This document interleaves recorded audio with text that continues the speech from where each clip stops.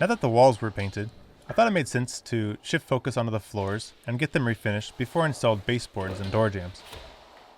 I've never thought of my videos as how-tos, and that's never more so been the case than it is for this video on floor refinishing. I was figuring this out as I went, so big disclaimer there. In fact, I made a mistake right away when I rented the orbital sander. It just wasn't taking enough off, and I learned it's more for finish work. Another big part of this project that I needed to figure out was the entryway room, which was covered with tar paper, and I had no idea how I was going to remove it. I tried running the orbital sander over it just to see what would happen, and it really quickly gunked up the sandpaper. I read lying down a wet towel and letting it soak can loosen it up a little bit. I didn't have much luck doing this. It was time to get down and dirty. I had an idea that I'm sure will make woodworkers cringe.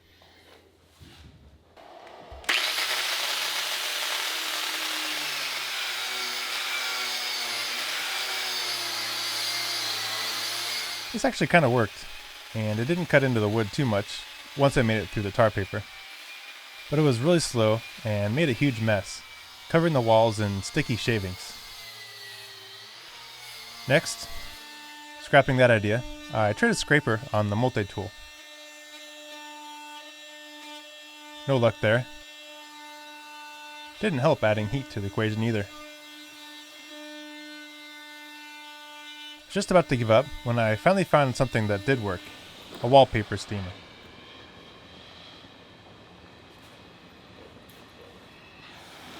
Worked amazingly well, actually.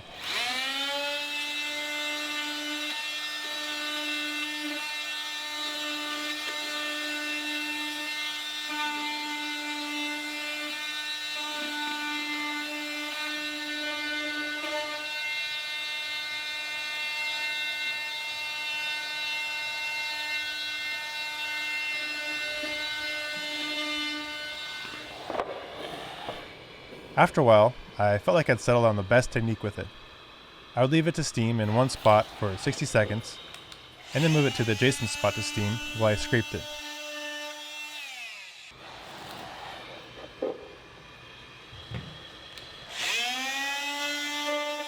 Then I'd move it back and scrape the rest of it with just a putty knife.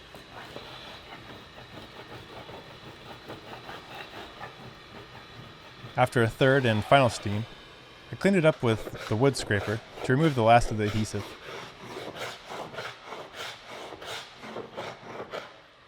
It was a slow process, but it felt great to be making steady progress.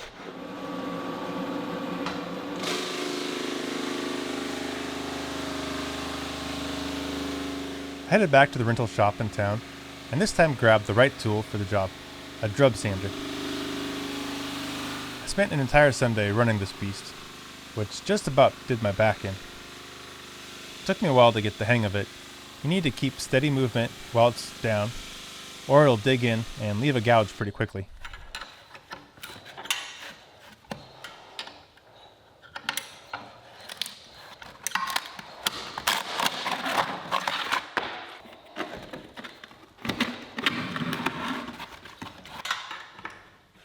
I always sanded with the grain and overlapped each board twice.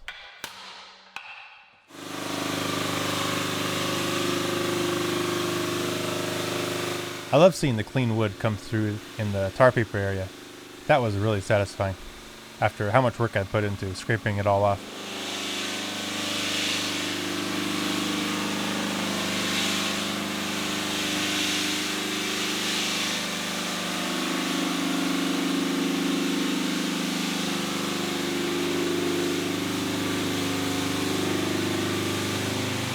I was left to finish the area that the drum sander couldn't get with the belt sander, which can get tight up against the wall.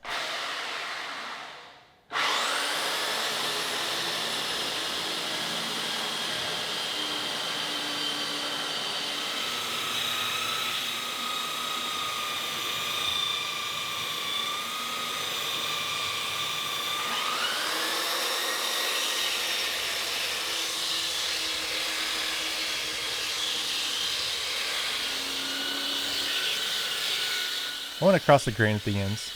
There was a lot of material to take down. Then I stole my neighbor's fancy sander to blend it all back together and erase the lines from the belt sander.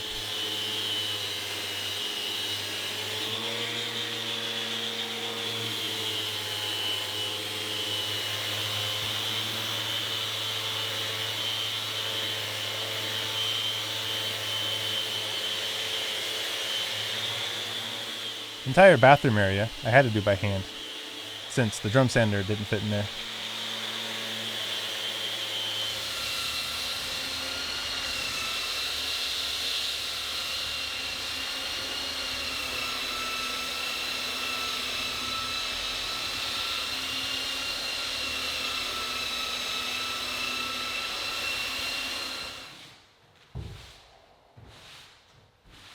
With sanding prep finally done, I gave everything a good sweep, including the ceiling.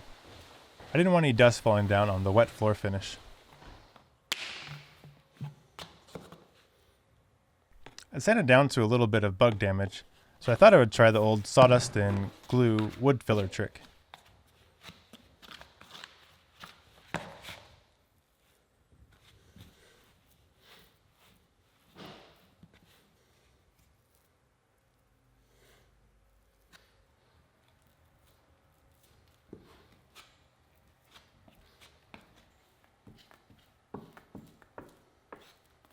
A couple days later, when it was nice and hard, I sanded it down, flush with the wood.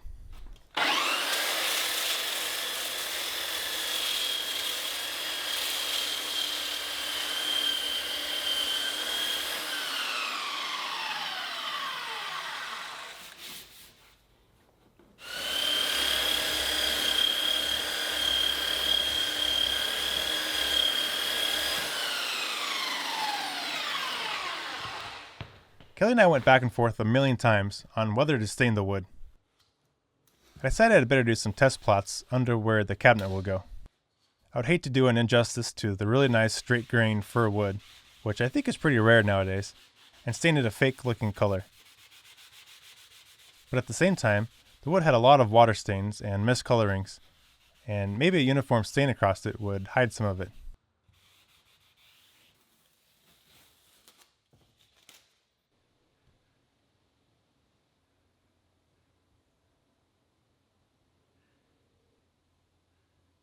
In the end, we decided we'd better play it safe and just stick with the clear semigloss floor finish. The last step of prep was to go over everything really well with the vacuum. And now I was ready for the first coat of finish.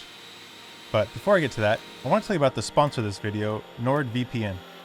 A virtual private network works by rerouting your internet connection through a private server of your choosing instead of your internet service providers.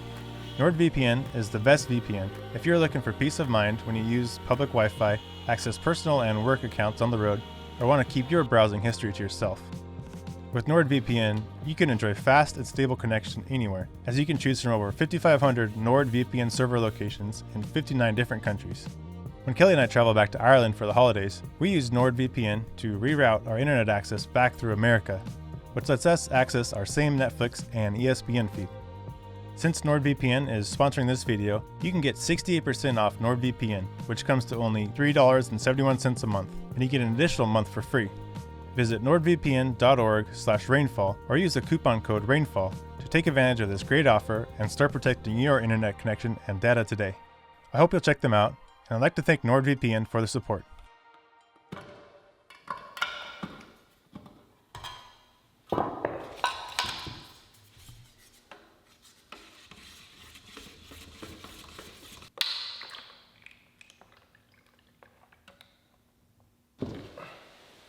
I grabbed my wool applicator and tray of floor finish and headed for the back corner of the room in order to work my way out towards the exit and not trap myself in the middle, in which case I would have to climb out of the chimney, I think. And another good thing about starting in the back room is that less people are going to see it if I mess up something starting out.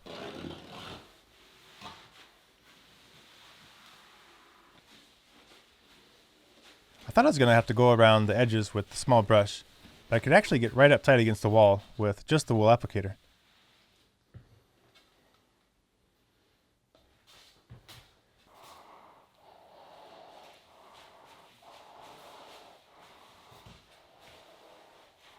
There's going to be a lot of Darth Vader breathing in this video, FYI. The bare wood really soaked up a lot of finish. I got through a couple gallons of it just on this first coat alone.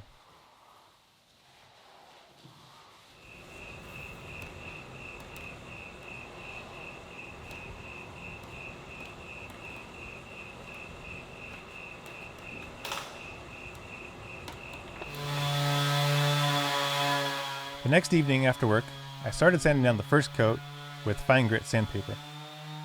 The finish was rough after the first coat. I think it raises the grain of the bare wood and just doesn't lay very flat.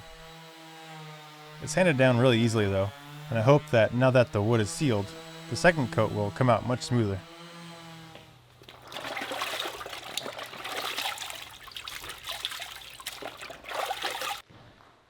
The sander made a lot of dust, which I mopped up. I realized it was time to retire the office chair, which was leaving wheel marks across the wood.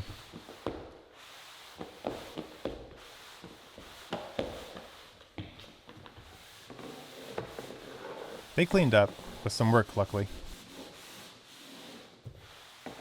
Once it was completely dry, I started applying the second coat.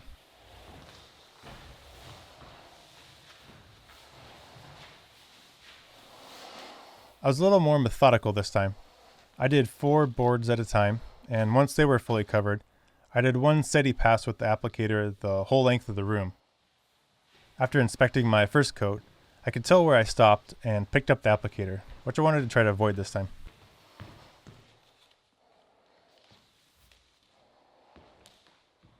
The second coat came out much better, like I'd hoped. I was tempted to call it good here, but there were still some raised bumps here and there, so I went ahead and lightly sanded it once more for a third coat. This time I hooked my shop vac up to the sander, which saved a lot of cleanup time by collecting most of the dust.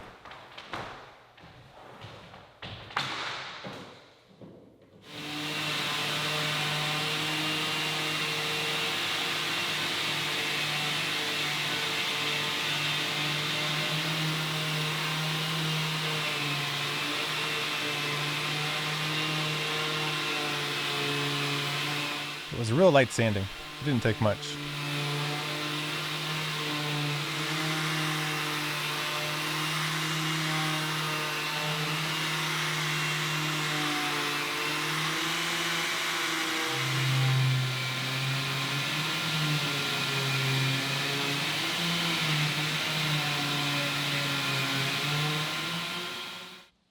And then I did the third and final coat, again sticking with my strategy of finishing each section by working in the edges and doing one solid pass in the middle.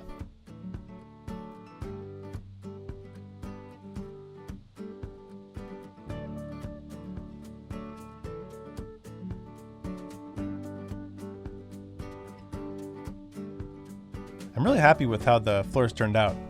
They obviously don't look like brand new wood floors, since there are a ton of nail holes and some miscolorings and stains here and there.